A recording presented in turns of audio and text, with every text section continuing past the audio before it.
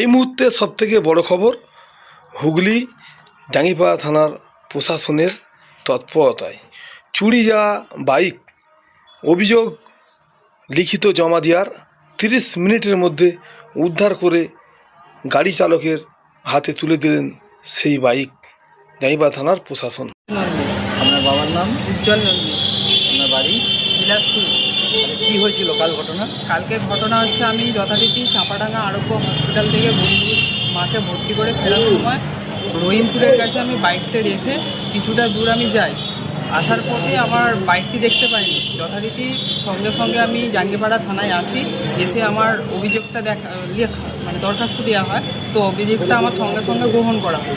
Sir আমাকে আধা ঘন্টার মধ্যেই স্পটে যেয়ে আমার বাইকটি উদ্ধার করে। তো উদ্ধার করার জন্য আমি জাঙ্গিপাড়া থানাকে জানাই অসংখ্য ধন্যবাদ। আপনি যে বাইকটা ফিরে পেলেন জাঙ্গিপাড়া থানার সহায়তা, আপনি খুশি তো? একদম স্যার, আমাদের পরিষেবা আপনার ভালো লেগেছে? একদম স্যার, ভালো লাগে। আচ্ছা, ঠিক আছে।